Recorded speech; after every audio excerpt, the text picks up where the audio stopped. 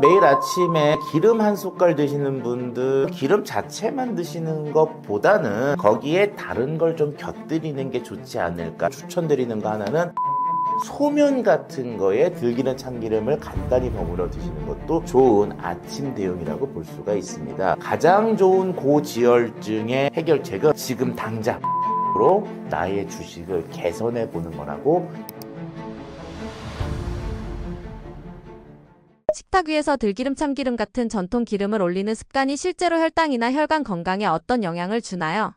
줄 수도 있고 주지 않을 수도 있습니다. 이제 그 이유가 기름은 기름을 대체할 수가 있거든요. 들기름과 참기름은 결과적으로 눈에 보이지 않는 식용유 같은 것들을 대체할 수가 있는데 식탁 자체에 식용유의 비중이 높지 않은 사람의 경우는 이걸 대체한다고 효과를 볼 수는 없겠죠. 하지만 식용유의 비율이 너무 높은 분들, 또 그거를 대체할 수 있는 식단을 가지고 있는 분들은 들기름이나 참기름을 드시는 게 도움이 된다고 볼 수가 있습니다. 예를 들어서 우리가 먹는 음식 중에 기름 함량이 굉장히 높은 음식이 있습니다. 하지만 기름이 있는 줄 몰라요. 그 속에 뭐냐면 바로 라면입니다. 그리고 치킨이에요. 튀기게 되면 기름 함량이 올라가거든요. 그런데 거기에 들어있는 식용유는 냄새도 없고 향도 없기 때문에 기름이 들어있다는 걸 우리가 인지할 수가 없죠. 예를 들어서요, 기름 범벅이로 만든 계란 후라이 먹었다고 기름 때문에 미치겠다라고 생각하는 분들은 없습니다. 자, 이런 분들 같은 경우에서는 백숙을 하고 들기름 참기름을 넣는다든지 소면을 하고 들기름 참기름을 넣는다든지 이런 방법을 통하면 기존에 눈에 보이지 않는 기름을 많이 줄일 수 있는 방법이 되죠. 결과적으로는 기름은 기름으로 대체할 수 있지만 생각보다 쉽지는 않습니다. 매일 아침에 들기름이나 참기름을 먹는 것만으로도 혈당 조절에 도움이 되나요? 자, 우리가 일반적으로 기름 열풍이 지금 불고 있거든요. 전문가적인 입장에서 봤을 때 식품업계에 기름을 소분하는 업체들이 엄청 늘었어요. 왜 그러느냐? 과거에는 들기름, 참기름, 올리브유 이런 것들 1리터나 2리터 형태로 팔다가 요즘 이렇게 탁 뜯어서 한 입에 탁 먹는, 아침에 한 입 먹는 요런 작게 분류하던 소분, 그런 상품이 인기가 커졌거든요. 그래서 그런 업종들이 엄청나게 늘었는데 개인적인 상황에서 봤을 때는 아침에 기름 한 수를 먹는 게 건강에 그렇게 도움이 될까라고 하는 거에는 약간 물음표가 좀 가게 됩니다. 하지만 전혀 도움이 안 되냐? 이건 또 아니라고 볼 수가 있는 게, 일단 우리가 허기가 지잖아요. 그럼 허기가 지면 두 가지 방식의 영향을 받습니다. 첫 번째는 혈당이 떨어졌다. 두 번째는 배가 비었다. 자, 이럴 때 우리가 사탕 하나를 먹게 되면은요, 조금 허기가 달래져요. 왜 그러느냐? 사탕을 통해서 그 혈당이라는 게 올라오니까 배가 조금 허기를 덜 느끼게 되는 거죠. 기름을 먹는 건 혈당을 올리는 데에는 도움을 주지 않으나 공복감을 메꾸는 데에는 도움을 줄 수가 있습니다. 왜냐하면 기름 자체의 열량도 높고요. 이렇게 좀 미끌미끌하면서 장에 엉겨붙는 특성들이 있다 보니까 아침에 이렇게 기름 한 숟갈을 먹는 거는 아침 공복 때 느끼는 그 처절한 배고픔을 약간 완화해 줄 수는 있죠. 거기까지의 효과는 과학적으로 또는 뭐 전문가적으로 얘기할 수 있으나 그 이후에 혈당 스파이크가 완화되고 다이어트에 도움이 되고 혈압을 낮춰주고 이런 수많은 얘기는 조금 연관성이 많이 떨어진다. 즉 1차 연관성, 2차 연관성, 3차 연관성일 때 한 3차 어디쯤에는 연관이 있을 거다. 그래서 아침 공복 때 들기름이나 참기름 하나 드시는 거는 뭐 어느 정도 공복감을 메꾸고 그날 하루에 식사 패턴을 유지하는 데는 도움을 준다고 볼 수가 있습니다. 매일 아침 실천할 수 있는 쉬운 방법은 무엇인가요? 자, 일단 매일 아침에 기름 한 숟갈 드시는 분들 있으실 거라고 보는데요. 개인적으로는 기름 자체만 드시는 것보다는 거기에 다른 걸 좀 곁들이는 게 좋지 않을까라고 생각이 듭니다. 그때 곁들여 먹는 거로 추천드리는 거 하나는 일단 달걀 후라이 같은 것들을 할 때 기름을 쓴다든지 참기름, 들기름, 올리브유 같은 좋은 기름, 좀 냄새가 나는 기름, 버터도 나쁘지 않습니다. 그런 것들을 이용해서 계란 후라이를 한다든지 아니면 삶은 달걀을 먹을 때 약간의 올리브 기름을 첨가해 드신다든지 이런 방법도 좋고요. 두 번째는 소면 같은 거에 들기름, 참기름을 간단히 버무려 드시는 것도 좋은 아침 대용이라고 볼 수가 있습니다. 그 이유는 아침에는 아무래도 에너지원이 필요하고 그때는 면, 당분과 그 다음에 약간의 기름들이 필요하거든요. 그래서 소면만 먹으라 그러면은 굉장히 어렵지만 소면에 참기름이나 들기름 이런 거 살짝 버무려 드시면 의외로 먹기가 편합니다. 그래서 아침에 나의 고지혈 또는 나의 아침 그 식사 패턴을 지키기 위해서는 달걀과 소면에 약간의 좋은 기름들을 섞어 드시는 것은 좋은 방법, 대체법이 될 거라고 생각이 듭니다. 현대인들의 고지혈증이 폭증하는 이유는 무엇인가요? 우리가 일반적으로 쓰리고라고 부르는 병이 있죠. 첫 번째가 고혈당, 고지혈증, 고혈압. 요 세 가지를 현대인의 쓰리고라고 얘기하는데 이 세 가지 병은 약간씩 다르지만 한 가지 공통점을 갖고 있습니다. 그 원인이 많이 먹어서요. 자, 일반적으로 비가 많이 왔을 때 하수도가 역류하는 것처럼 고지혈증, 즉 혈액 속에 지방이 많은 건 우리 몸 속에 돌아가서 저장돼야 될 기름들이 저장고가 넘치다 보니까 얘네들을 저장 못하고 혈액이 계속 갖고 있는 병이라고 볼 수가 있습니다. 우리가 일반적으로 살이 쪄서 고지혈증이 되느냐, 고지혈증이기 때문에 살이 찌는 것이냐, 요거 닭이 먼저냐 달걀이 먼저냐라고 할 수가 있는데요. 고지혈이 낮아지면 살이 좀 빠지기도 하고 살을 빼면 고지혈이 낮아지기도 합니다. 결과적으로 많은 양의 음식을 먹어서 오는 것이 바로 고지혈증의 원인이라고 할 수가 있는 거죠. 결과적으로는 과도한 식사량, 이것이 가장 큰 원인이라고 할 수가 있습니다. 내 몸속 혈관을 막는 최악의 음식을 꼽으신다면 무엇인가요? 일반적으로 혈액은요, 죄가 없어요. 혈액은 내가 당을 먹으면 당을 갖고 있고요, 지방을 먹으면 지방을 갖고 있게 됩니다.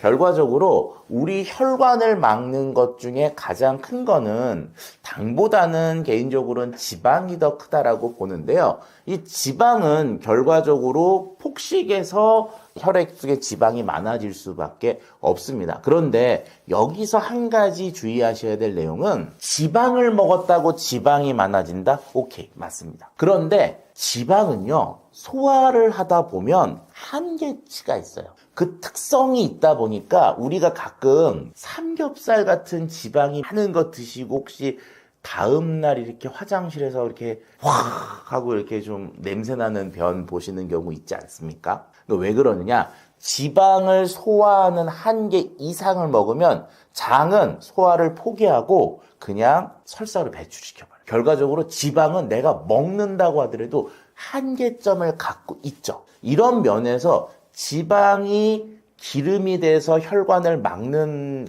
가능성 높지만 저는 그거보다는 당이 막는 가능성이 더 높다고 봅니다. 당은요, 어떤 특성이 있냐면요, 흡수하라 그러면 다 흡수시켜요. 잘 흡수합니다. 특히 달달한 맛을 내는 설탕 같은 경우는 흡수율 거의 100%라고 봐도 돼요.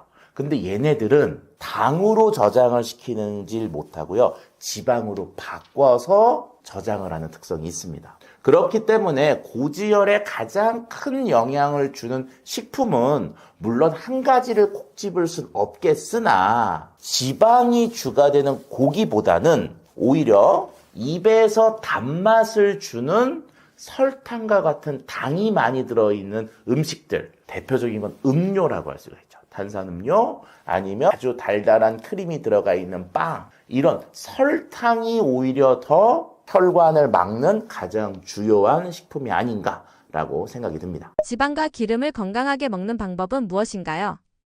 자, 우리가 지방과 기름을 건강하게 먹는 방법, 이게 되게 쉬운 내용인데 일반 분들 되게 어렵게 생각을 하시더라고요. 첫 번째는요, 지방은 피하고 기름은 먹어라예요. 이게 뭐냐? 지방과 기름이 같은 거 아닌가요? 라고 얘기하는데 지방과 기름은 다릅니다. 남자와 여자가 다른 것처럼 두 개가 달라요. 지방은요, 상온에서 고체로 바뀌는 거. 그러니까 겨울철 추울 때 되면 이렇게 떡지 기름들이 엉겨 붙잖아요. 그런 것들을 지칭할 때 지방이라 그래요. 돼지 기름이라고 안 그럽니다. 돼지 지방이 맞는 말이에요. 자, 기름은 뭐냐면요, 추워도 액체 상태로 있는 것들을 얘기합니다. 그런 것들을 기름이라 그러죠.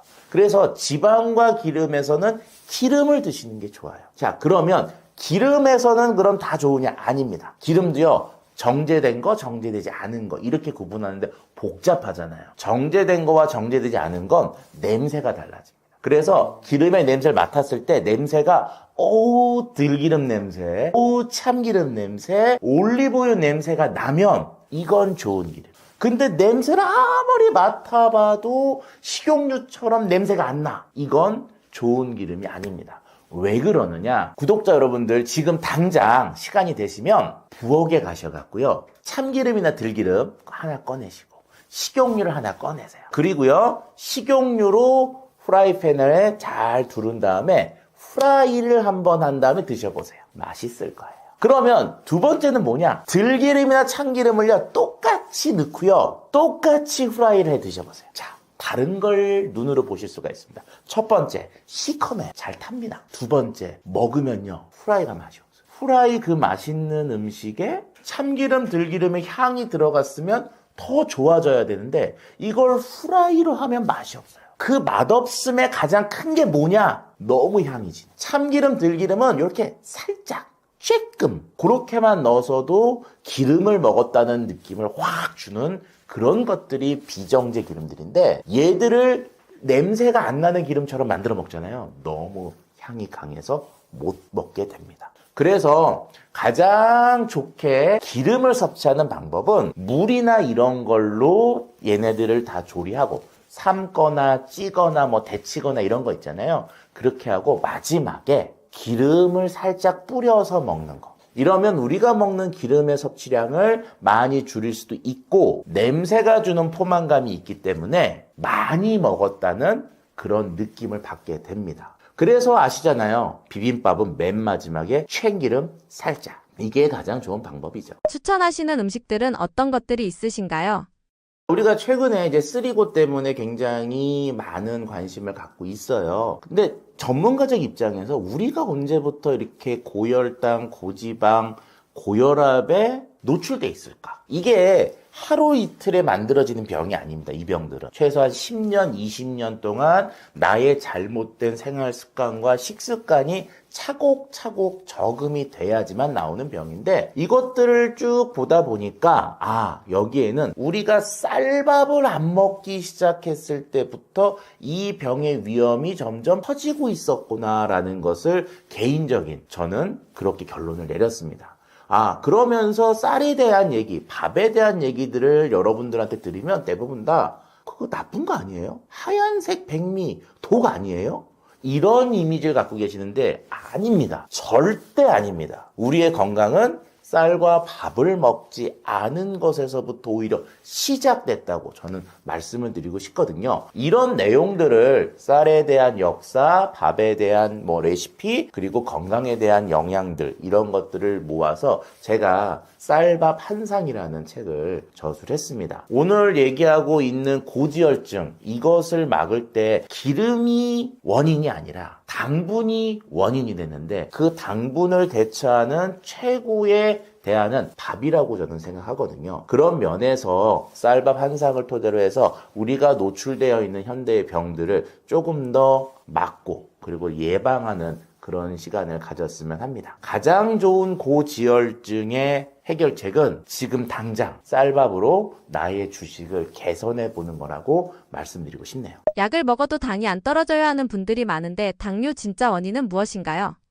네, 사실은 이제 우리가 이 약국에서 환자를 만나면서 이제 제가 많이 경험하는 것 중에 이런 환자분들이 있어요. 저는 약도 열심히 먹고요, 운동도 열심히 하고, 그리고 정말 밥도 많이 안 먹거든요. 그런데 당이 안 떨어집니다. 이제 이렇게 이야기하시는 분들이 있습니다. 그래서 저는 이제 이런 경우를 보고 저는 이런 비유를 하는데요. 이제 우리가 사회가 불안하면 은행에다가 돈을 저금을 합니까? 찾아옵니까? 찾아온다. 마찬가지로 우리 인체는 내가 스트레스라든가 긴장 상태가 연속 지속이 돼버리게 되면 당을 세포에 배달하는 것이 아니라 혈관이 당을 갖게 되고요. 그 다음에 간에서는 과도한 포도당을 계속 만들어서 방출을 하게 되는 이러한 현상들이 벌어지게 되면서 당이 올라갑니다. 그러니까 저는 혈당이 조절이 잘 안 되는 그 배경 속에는, 또는 당뇨가 처음 생겨나는 배경 속에 스트레스가 굉장히 크게 작용하고 있다라고 저는 생각을 합니다. 그래서 스트레스 상태가 지속이 되면 항상 전투 모드가 되는 거죠. 그래서 전투 중에는 절대적으로 혈당을 낮출 수가 없죠. 스트레스는 가장 강력한 혈당 상승의 호르몬이다, 이렇게 얘기를 하면서 스트레스 관리를 가장 강조를 많이 드리고 있고요. 그거 이외에도 우리가 이론적으로 얘기를 할 때 당이 잘 조절이 안 되게끔 만들고, 또 당이 생겨날 수밖에 없었던 가장 큰 원인 중에 시작점은 인슐린 저항성이라는 문제가 생기면서 시작이 됩니다. 그러니까 인슐린이 당을 싣고 왔는데 세포가 문을 닫아서 문을 안 열어주는 거죠. 그래서 포도당이 들어갈 수가 없는 상태가 되고, 그래서 포도당이 세포에 배달이 되지 못하니까 췌장에서는 또 인슐린을 만들어내서 계속해서 배달을 시도하는 고인슐린 혈증이 만들어지게 되면서 혈관이 막 완전히 엉키고 되는 이런 상태가 만들어지게 되는데, 이거를 우리는 인슐린 저항성이라고 얘기를 합니다. 근데 인슐린 저항성은 우리가 제가 다른 시간에도 자주 이야기를 드렸던 내용이지만, 혈당 스파이크라고 얘기하는 당을 급격히 올리는 이런 것들이 만들어지게 되면 당이 갑작스레 많아지고, 또 인슐린을 많이 만들어내는 고인슐린 혈증이 만들어지게 되면서 우리 세포는 굉장히 인슐린에 대해서 아주 반응이 둔화되는, 그래서 인슐린 저항성으로 이렇게 가게 되는 이런 순번을 밟고 있기 때문에 혈당 스파이크 현상을 우리는 꼭 막아내야 된다, 이런 얘기를 드리고 싶고요. 또 만성 염증이라든가, 또 그걸로 인해서 당이 세포 안으로 올바로 들어가지 못하면서 미토콘드리아에서 에너지를 만들어내지 못하는 미토콘드리아 기능이 저하가 되게 되면 에너지를 써야 할 세포가 이 당은 쓸 수 없어 하고 거부하는 상태가 되고, 이렇게 되게 되면 당뇨는 혈당의 병이 아니라 세포 에너지 시스템의 붕괴된 병이다, 이렇게 이야기를 드릴 수 있습니다. 마트에서 혈당 관리를 위해 가장 먼저 챙기면 좋은 음식으로 갯벌 조개류와 마늘 조합을 언급하셨는데, 이 조합이 특히 좋은 이유는 무엇인가요? 당에 좋은 그런 음식 조합은 상당히 많이 있습니다. 그런데 특히 이제 제가 많이 권유드리는 것 중에 하나가 갯벌에서 나오는 바지락이라든가 모시조개라든가 하는 갯벌 조개류와 마늘을 혼합을 해서 끓였는 소위 마늘 조개탕이죠. 바지락 마늘탕, 모시조개 마늘탕, 이제 이렇게 얘기할 수 있는 음식인데, 이 조합은 정말 혈당 관리에 숨은 실력자다, 저는 이렇게 생각을 합니다. 왜 그러냐면 갯벌에서 나오는 조개류 안에는 타우린이라고 하는 그 성분이 있는데, 그 타우린은 인슐린 민감도를 굉장히 개선하는데 매우 뛰어난 효능이 있는 걸로 알려져 있고요. 그리고 인슐린을 합성하고 저장하고 췌장을 건강하게 만드는데 필수적인, 말하자면 당뇨 미네랄이라고 얘기하는 아연이라고 하는 미네랄을 가장 많이 갖고 있는 게 갯벌 음식이죠. 이제 그러면서 비타민 B12, 세포를 회복시키는, 또 세포의 에너지를 회복시키는 데 작용하는 비타민이죠. 그거와 철분을 많이 갖고 있는 것이 바지락이라든가 모시조개, 갯벌에서 나오는 조개류가 갖고 있는 특징적인 그런 성분이기 때문에 이제 매우 좋다. 그리고 혈당을 올리지 않는 고단백 저당 식품이다라는 관점에서 갯벌의 조개류의 역할을 우리는 정리할 수가 있고요. 여기에 이제 마늘이 합쳐지면서 마늘에 있는 알리신이라는 성분은 간에서 포도당이 생성되는 이것을 억제하는 기능이 있습니다. 만약에 간에서 포도당 생성을 계속하게 되면 어떤 결과가 나오느냐 하면, 이 저녁 때보다도 아침에 일어나서 혈당을 쟀는데 혈당이 저녁 때보다 더 높아요, 이렇게 하시는 분들이 있습니다. 이제 이런 분들은 왜 그러냐면, 밤새도록 우리 몸 안에서 가장 기본적으로 간이라고 하는 장기에서 우리가 수면 중에 포도당이 부족하지 않은 상태로 우리 몸을 만들기 위해서 간에서 포도당을 신생, 계속 포도당을 합성을 해서 혈관에다 이렇게 뿌려서 잠자는 사이에도 세포를 먹여 살립니다. 이것을 포도당 신생 과정이라고 얘기를 하는데 이제 이게 밤에만 그렇게 작업을 하고 끝이 나야 되는데 밤에도 또 아침에 일어나도 이게 꺼지지 않는 공장처럼 그냥 계속해서 포도당을 만들어내게 되면 혈관 안에 당이 많이 모여들면서 아침에 일어났는데 오히려 더 당이 저녁 때보다도 더 높은 현상이 나타납니다. 근데 이런 현상이 나타나는 것은 대표적으로 간 포도당 생성과 관련이 있는데 마늘이 이 작용을 억제하고 또 도와주는 역할이 있습니다. 그리고 또 마늘은 대표적인 염증을 완화해서 인슐린 저항성을 감소시키고요. 그리고 혈관을 확장하는 그런 기능이 있어서 우리 말초 혈액순환을 도와주면서 혈당 이용률을 높여주기 때문에 갯벌 조개류와 마늘이 만났을 때 정말 우리가 이야기하는 당 관리뿐만 아니라 당으로 인해서 생겨날 수 있는 여러 가지 합병증을 잘 해결할 수 있는 최고의 조합이다라고 저는 생각을 합니다. 그래서 당을 만들지 않으면서 당을 잘 쓰게 만드는 그러한 방향으로 몸을 돌려준다. 갯벌에서 나오는 조개류와 마늘이 합쳐서 만들어낸 아주 정말 좋은 그런 작용이다라고 저는 이야기를 드리고 싶습니다. 초콩처럼 식초와 단백질 식품을 함께 활용하는 방식이 혈당 스파이크를 줄이는 데 도움이 된다고 하셨는데 이 원리를 일반 식사에 어떻게 응용하면 좋은가요?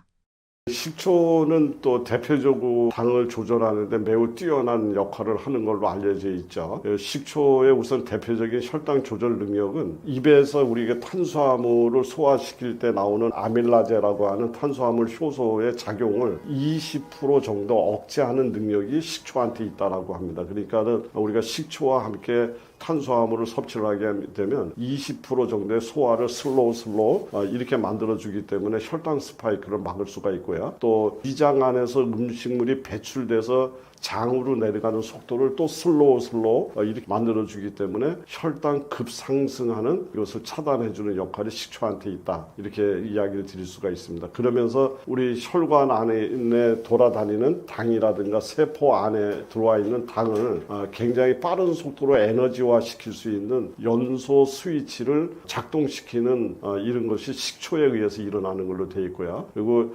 인슐린에 대한 민감도를 높여서 인슐린 저항성이 생기지 않도록 만들어주는 것이 또 초콩의 초가 갖고 있는 그런 대표적인 효능으로 알려져 있습니다. 그래서 단백질과 함께 먹을 때 혈당 상승을 완만하게 한다든가 또 그렇게 하면서 천천히 소화를 진행시키니까 포만감이 지속이 되고요. 그러면서 가장 중요한 것 중에 하나는 그 하는 당들을 근육에서 먼저 당을 사용할 수 있게끔 근육의 문을 여는 것을 바로 또 식초가 하는 걸로 이렇게 되어 있습니다. 그래서 사실은 저도 당뇨는 없습니다만은 이제 기본적인 건강 관리를 식초를 활용하는 방법을 많이 쓰고 있는데 항상 밥 먹기 전에 이렇게 커피 잔 정도의 따뜻한 온수에다가 식초를 커피 숟가락 한 숟갈 정도를 섞어서 이것을 주로 식사 전에 한 잔을 마시고 식사를 하는 습관을 오랫동안 하고 있는데 저는 지금까지 당이라든가 이런 것들에 대해서 염려 안 하고 정말 혈액이 굉장히 맑게 잘 관리가 되고 있습니다. 그래서 우리 시청자분들께서도 한번 이런 것들을 정말 그냥 좋다는 건 너무 많지만 그거를 많은 것을 아는 것이 중요한 것이 아니라 이런 것들 내용 중에서 꼭 한번 실천을 해서 내 걸로 만들어 놓는 것이 훨씬 더 중요한 일이라는 걸 제가 강조를 드리고 싶고요. 그래서 식초는 혈당이 가속화되는 것을 붙잡아주는 혈당 브레이크다. 이렇게 얘기를 드리고 싶고요. 단백질은 혈당을 갖다 쓰는 소비자다. 그래서 단백질을 가지고 만들었는 근육을 키워서 혈당 소비를 키우고 그 다음에 혈당이 롤러코스터를 타지 못하게 식초로 브레이크를 잡아주게 되면 우리가 얘기하는 당을 이겨낼 수 있는 극복할 수 있는 가장 좋은 그런 습관이 되지 않을까 생각을 합니다.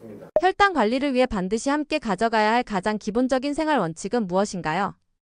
혈당 관리를 위해서 이제 특정한 음식에 대해서도 제가 이야기를 쭉 드렸지만 우리 3대 원칙이라고 얘기를 하면 우선 저는 아주 질 좋은 수면을 가장 먼저 권유드리고 싶습니다. 굉장히 아주 수면의 질이 올라가게 되면 우리 몸이 리셋이 되는 거죠. 그러니까 잠자는 시간은 우리가 그냥 단순히 휴식의 시간이 아니라 우리 몸을 다시 기름칠하고 고치고 그 이튿날 다시 활동할 수 있게끔 모든 것을 재정비하는 시간이 바로 수면의 시간이기 때문에 이 수면의 질이 좋아졌으면 좋겠다. 근데 그 수면의 질이 떨어지게 되는 잠 부족 현상이 오게 되면 우리 몸은 자꾸 반각성 상태가 되면서 코티졸 호르몬이라는 것이 상승이 되고 상승이 되게 되면 혈당 상승으로 이어지는 이런 고리를 가져가기 때문에 수면의 질을 첫 번째로 꼽고 싶고요. 그리고 우리 몸에 당을 잘 활용해서 체온이 잘 유지가 되는, 그러니까 몸이 춥거나 저체온증에 빠지지 않고 따뜻한 몸이 될 수 있도록 체온 관리, 그 다음에 근육을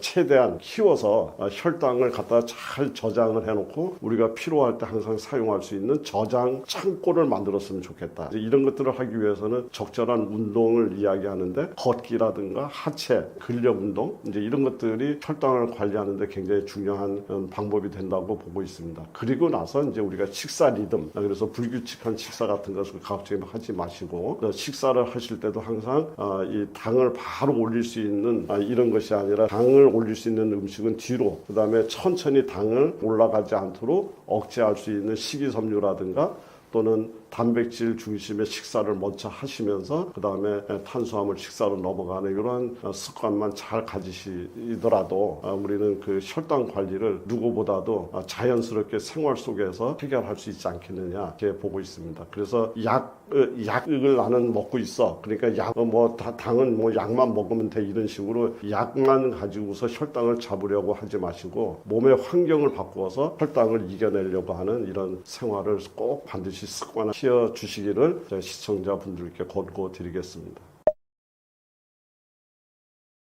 지금은 우리 많은 사람들은 초고령화 사회라는 표현을 써서 이야기를 하고 있습니다. 그래서 초고령화 사회는 우리한테, 현대인들한테 찾아온 축복의 이야기인가 아니면 재앙인가라는 이런 부분에서 저는 이제 고민을 하고 그 부분에 대해서 생각을 참 많이 하는데요. 이 누구나 막론하고 태어나게 되면 생로병사라고 하는 이 숙명적인 일을 겪는데, 지금 현대인들은 초고령화 사회가 되면서 생로병, 다음에 돌봄이라는 단계를 거쳐서 사로 가는, 정말 현대인들은 돌봄이라고 하는 이런 단계를 하나를 더 숙명적으로 받아들이고 있습니다. 이 돌봄이라고 하는 단계는 현대인들이 갖고 있는 정말 겪지 말아야 될 우리 삶의 과정 중에 하나라고 저는 생각이 되는데요. 이 돌봄의 단계에서 많은 분들이, 우리 어머니, 아버지가 그 돌봄의 단계에서 사라지고 가족관계가 붕괴가 되는 이런 것들을 사실은 우리 주변에서 목격하고 있는 그런 단계입니다. 그래서 저는 이렇게 제안하고 싶습니다.